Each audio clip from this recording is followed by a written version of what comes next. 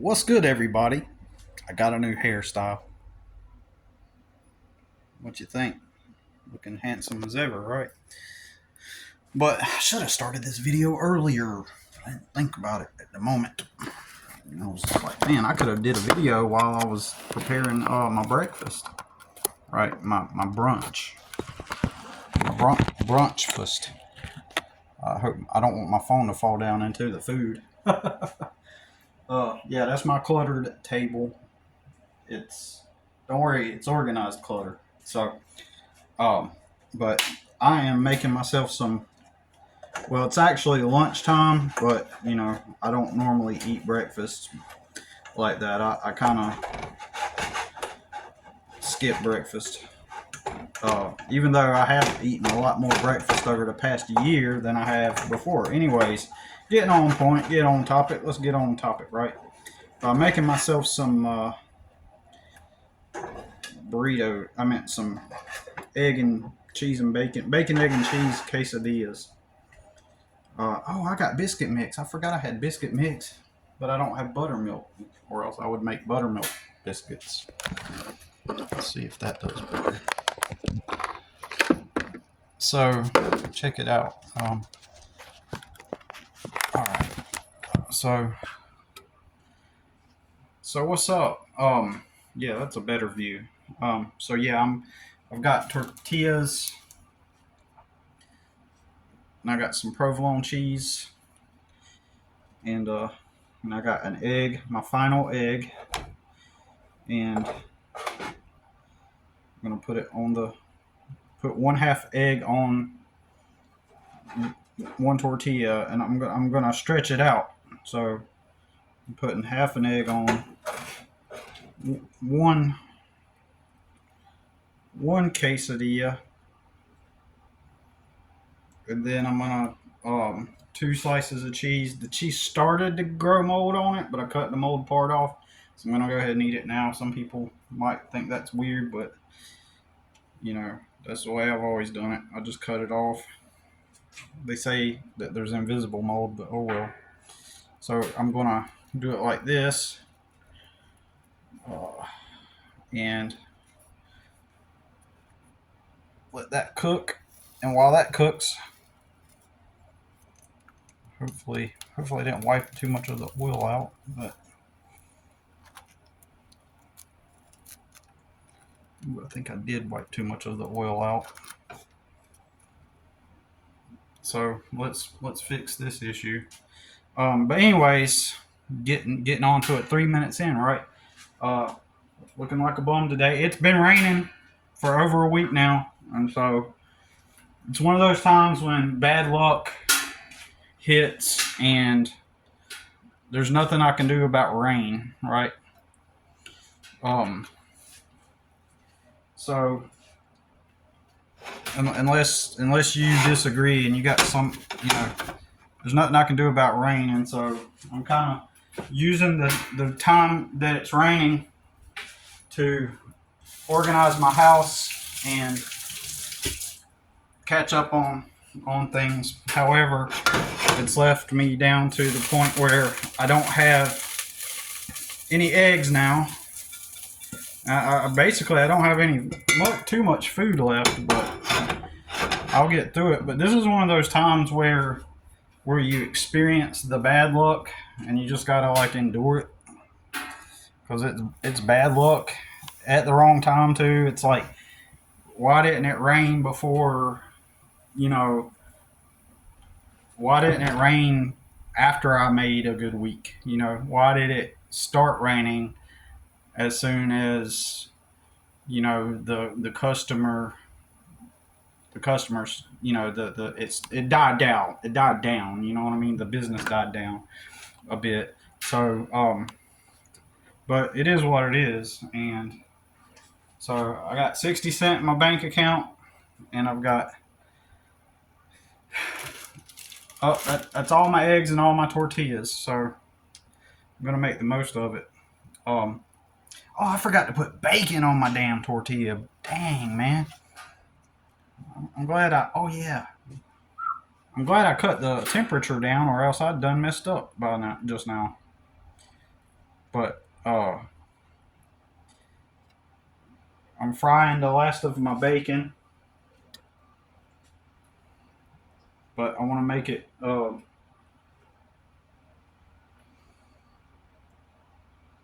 I'm gonna put one strip of bacon on there too. I cut the temperature down so it hasn't even been really cooking since I initially put it on. So I saved. I'm saved, right? But anyways, so I'm pretty sure most people have already clicked off by now. If you're still here, then hey, you know what's up. Um, Turn the temperature up now. Get that tortilla. I like mine to have a little bit of black on it, like a little bit of char on it. That makes it taste really good. I don't usually make these, but this is more like out of necessity, kind of, you know. But anyways, um, so yeah, this is one of those moments where you know where you have to just endure the bad luck, and there's really not much I can do right now. Um, so, like I said, I use this time and as an opportunity to get caught up on things that I'm behind on, like house chores and organizing and stuff, and because it's the best and the only thing I can do right now. I mean, there's really nothing I can do. Um, so I'm kind of stuck in this situation to make the best of it, and that's all there is to it. I don't know what else to say. You know, check that out. Little half a egg, a couple strips of bacon, a couple slices of the last cheese. I'm going heavy on the carbs by doubling down on the quesadilla like this. Then I'll fold it over and like that, and then I'll cook it like that. Oh, I forgot I got beans too.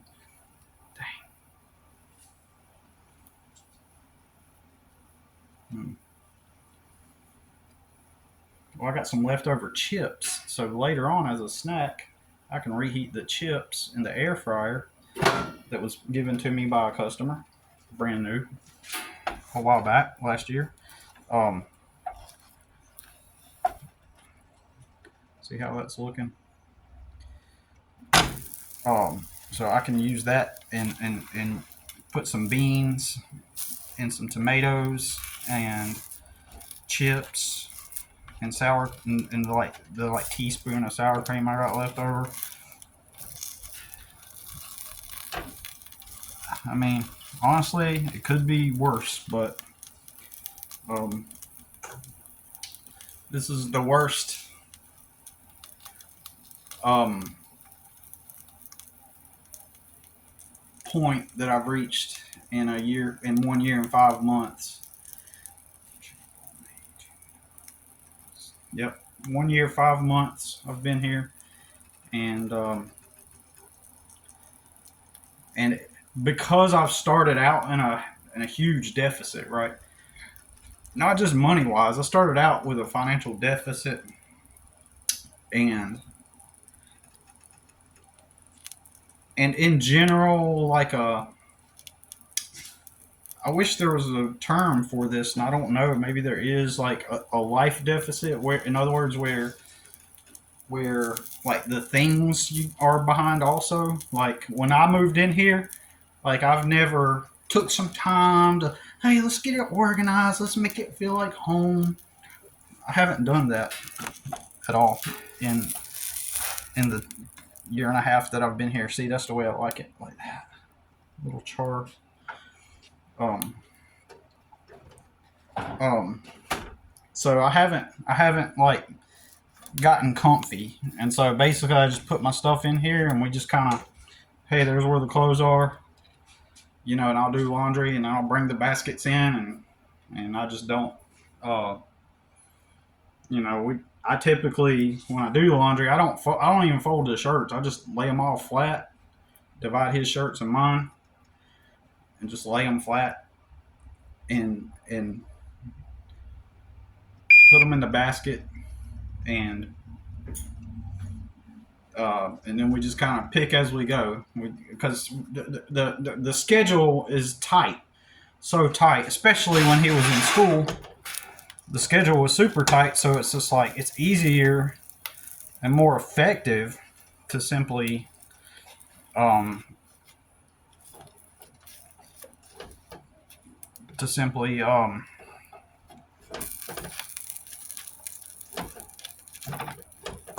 just minimalize responsibility as much as possible. Because if I were to just be like totally like house organized and uh if I were to be all house organized and try to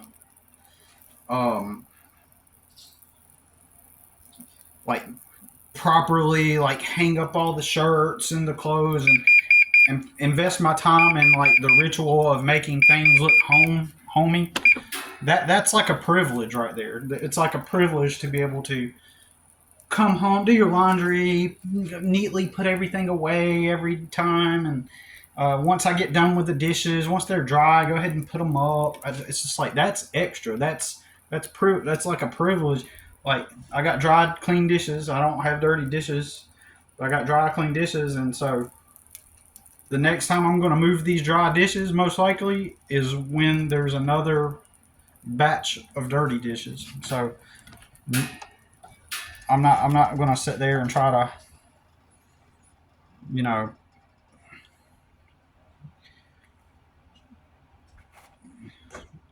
I'm not going to sit there and try to,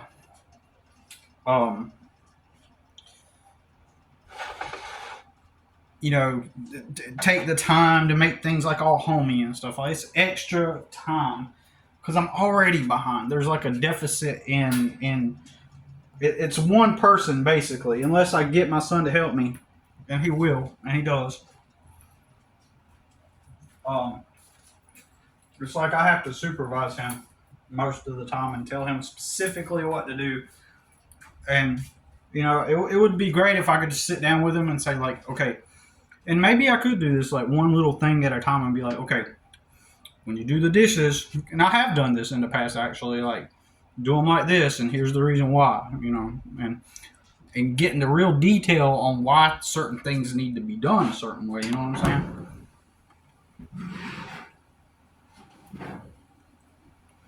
So I fried some bacon in a pan, but I also took the other half of it and I cooked it in a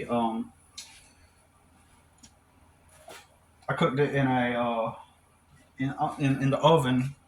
Just because I've had it for like a week, and I think it's good to go ahead and cook it now before it starts to turn bad. So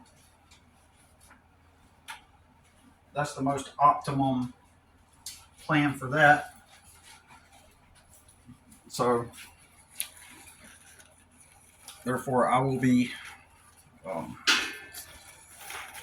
and so I'll put the bacon on paper.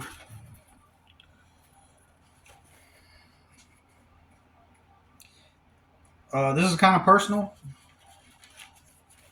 I don't. No, I'm not going to talk about that. But I hate to. Sorry to tease you like that, but like, I mean, I guess maybe I'll hint at it. Maybe like when I'm in this struggle, man, I'm telling you, my hormones. Whew, like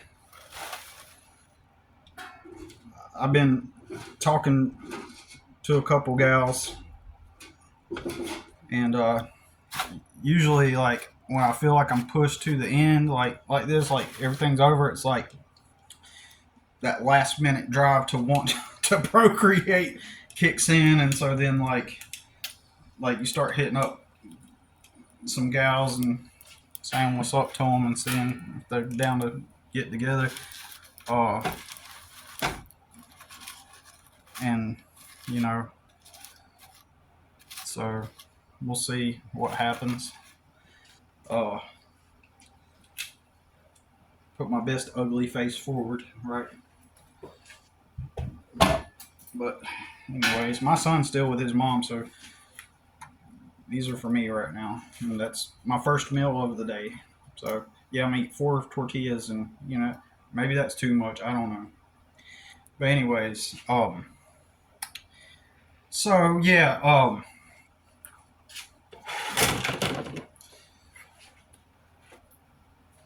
uh, man, what was I gonna say?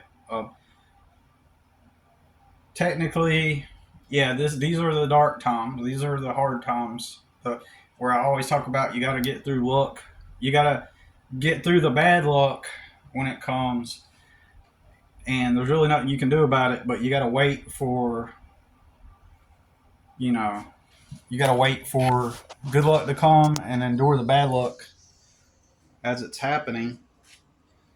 And because there's really nothing like nobody like let's pretend I followed the script and I was gonna be like, well, I'm gonna you know right now is the time when I really need to go apply at the jobs, right?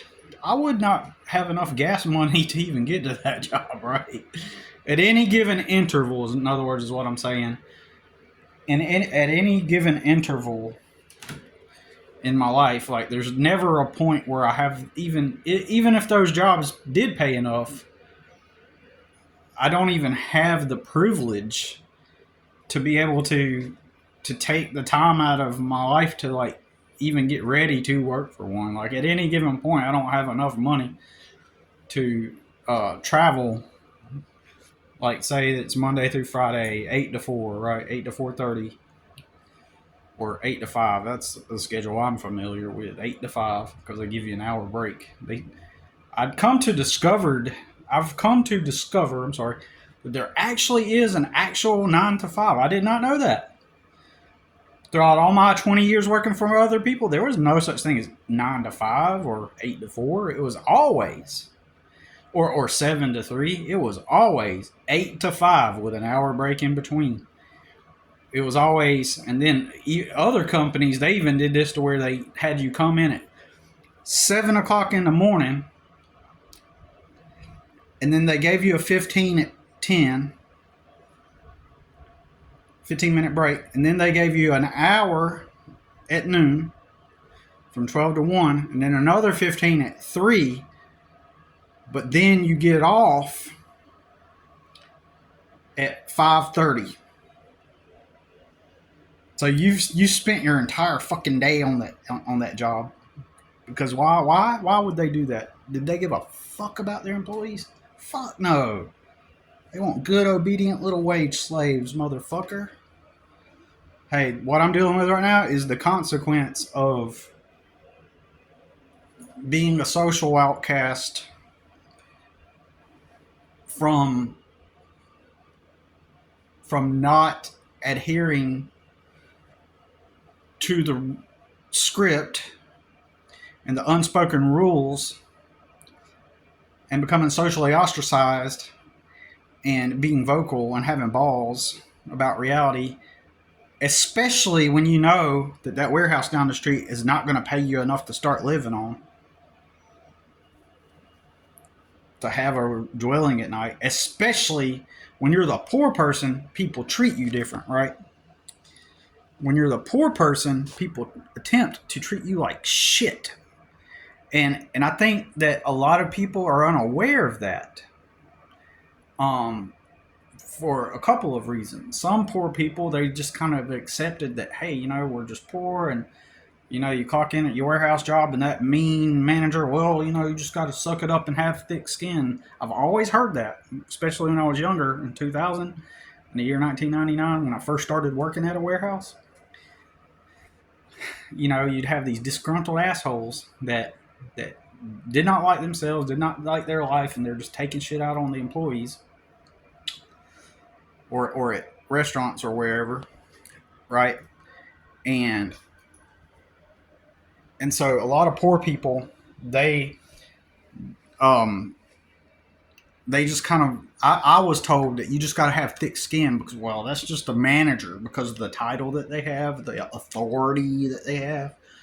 That's just their title. So I mean, come on, you just gotta have thick skin. It's a tough world. Have thick skin. Just focus on yourself. All those, how many times I've heard shit like that. Focus on yourself. Don't worry about them. Here's another good one. When the manager or the supervisor puts you with some dumb fuck who's stupid as fuck, like just a complete moron. And at times, some of those morons, they're the types that think they're a gangster and the thug. Man, I'm ready. Man, I'm sick of this shit. I'm sick of this shit. Man, I'm ready to have a cigarette. I'm ready to have,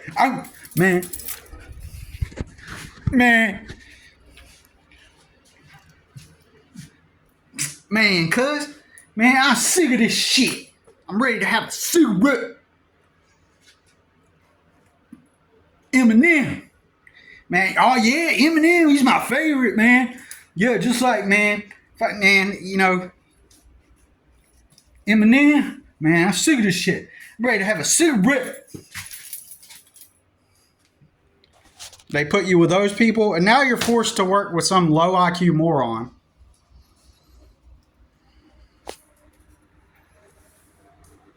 You're forced to work with a moron, right, who doesn't want to be there, and he's going to quit in the next week or two anyway.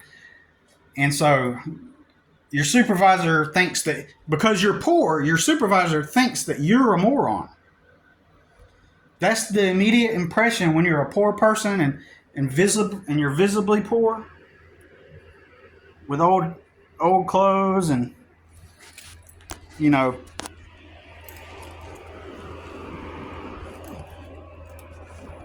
visibly poor and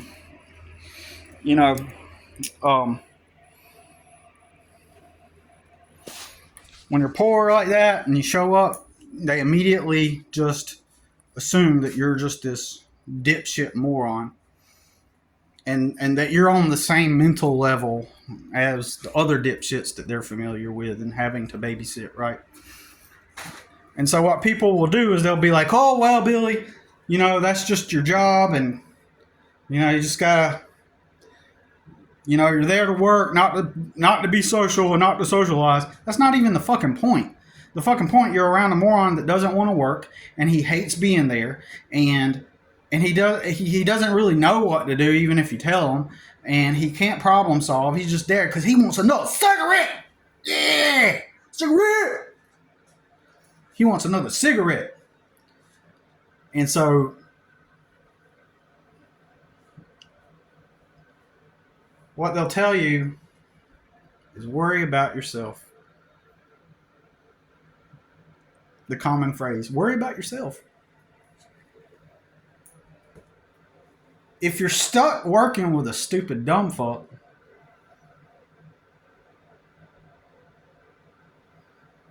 you can't have the mentality of worry about yourself because you have to be in communication with the dumb fuck that's lazy, and you're feeling the pull of his negativity, his energy, where he's just lazy, he doesn't want to be there, right? You're feeling that energy, that pull. You're feeling the stupidity, right? And once upon a time, now my favorite coworker had a friend. So, I don't know if it's necessary to mention this, but I'm going to mention it. But he was a black dude, and he is the absolute best dude I've ever worked with. Like, hands down, number one. I miss him. That was back in 2009. And I miss that dude to this day. Now, he smoked weed. And he used it to kind of give himself a little cognitive clarity or whatever. I don't know much about how it works. But he used it to kind of give himself some oomph on the job. And to get the job done, he wasn't like, he just, little bit here and there. And And he was the best coworker I ever had. And he smoked black and milds, and he smoked them in the truck, but I didn't mind because it didn't smell that bad. Um, I wasn't annoyed. And at nighttime, he would have him a beer and some weed. You know, when we got off of work and we go to our hotel room, you know, he'd have his own room, I'd have my own room. And he is the coolest, the best dude. He's a good dad. He's got 2 sons. Dude is awesome. He's like the best dude, and I miss him so much. I'm like dead ass.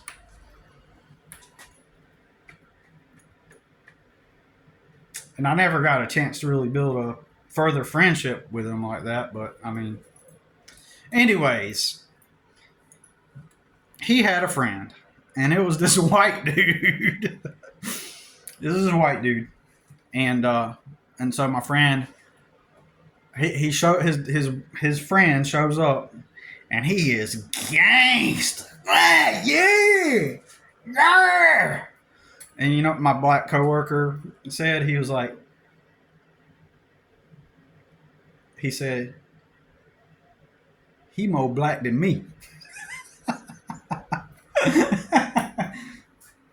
Actually, you know. So, anyways, part of our job was we changed the filters out on the top of the Walmart stores, and then we change out the filters on top of Walmart stores, and then in some stores it was under contract that we go inside the store with these vacuum cleaners with long extensions on them, and there's grates that where the air sucks in, comes in, and blows out, and the dust accumulates on the vents. And we were to take the vacuum cleaner and brush them off because at the tip of the vacuum had a brush, and the tip of the vacuum had a brush, and so when you rub it across the vent, it brushed the lint, the buildup off, and sucked it into the vacuum, and then whatever fell on the floor, you just vacuum it up off the floor, right?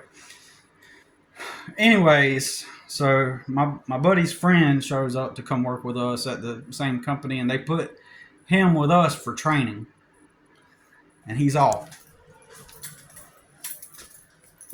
And sure enough, he said something, or somebody asked him a question like a manager, because he didn't have like a logo on his shirt, and from the company logo or anything. And so manager questioned him, but he took it personal. He took it like, man, who the fuck you talking to me like that, man? And he was all gangster. And anyways,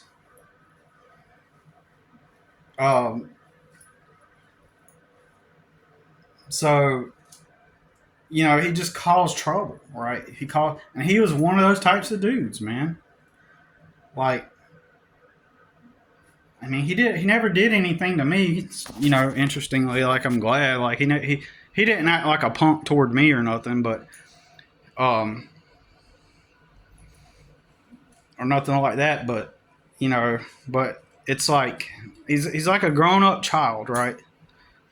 And you know, I guess there's a segment of the population, whether they act gangsta or not, even if they're not, you know, the type of person that thinks they're a thug, right?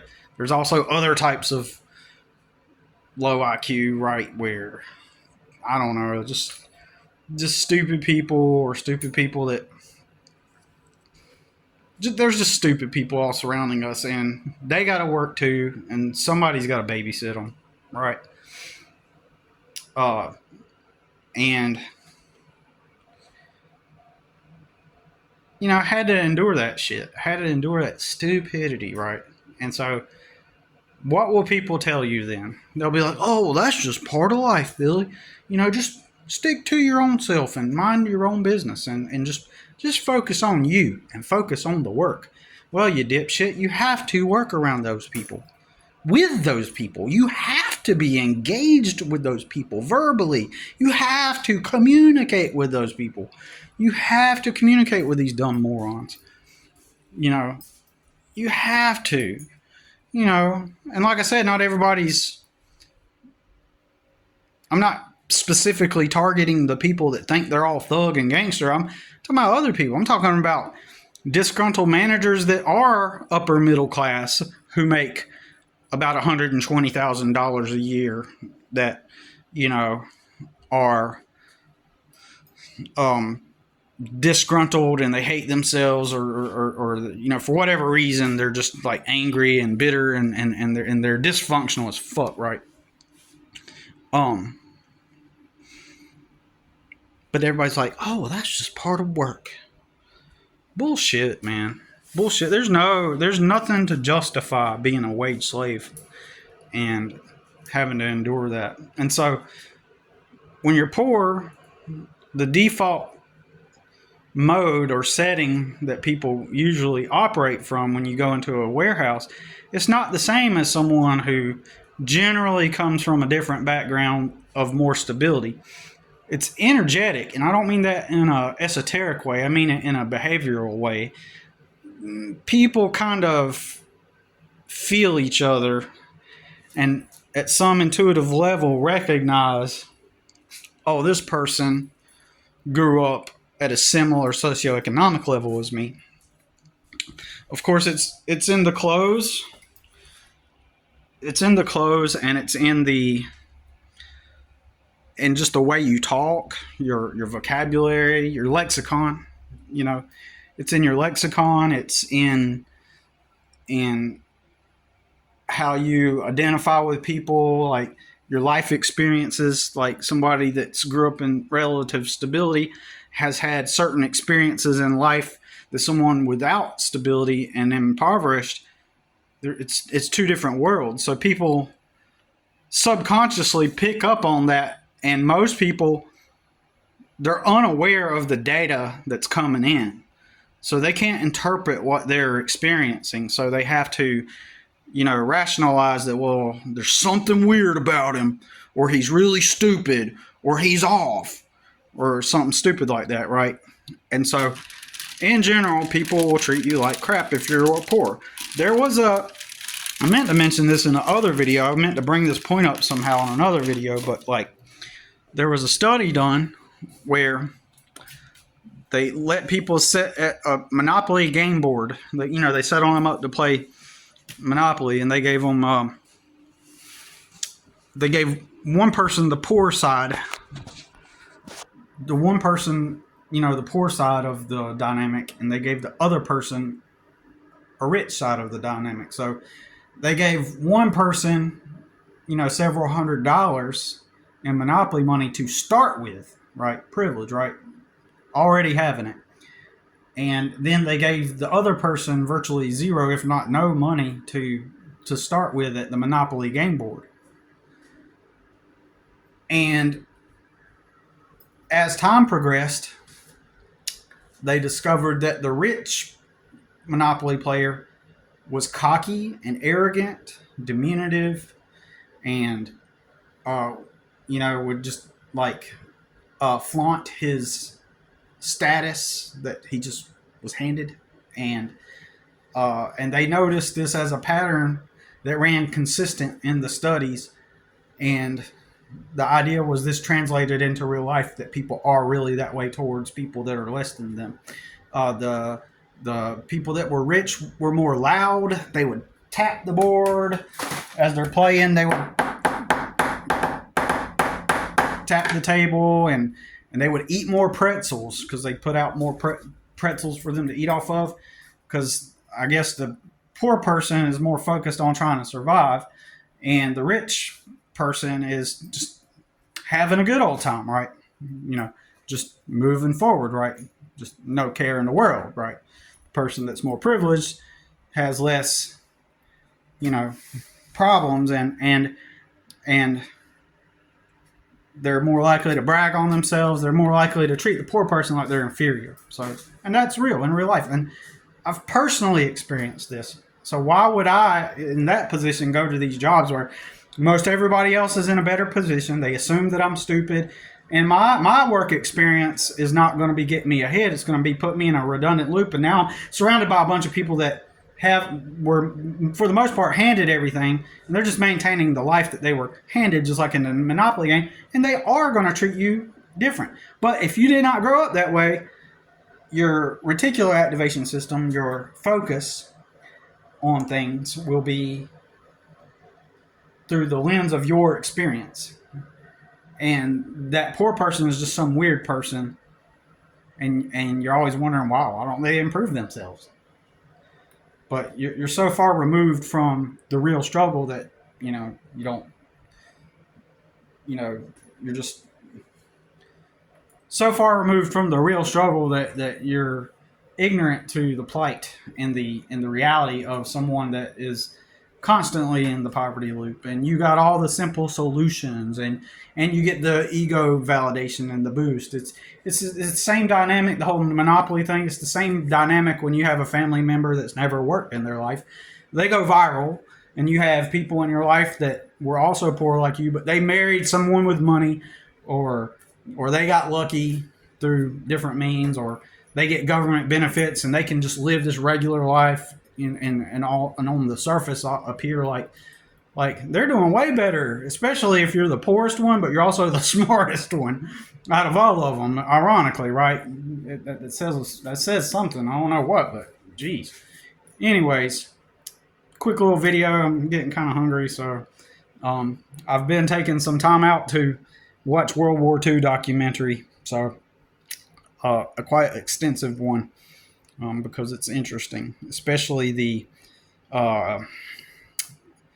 propaganda part, especially oh, I seen it, Billy. I see that Starbucks cup. Why are you paying $5 for a cup of Starbucks? Oh no.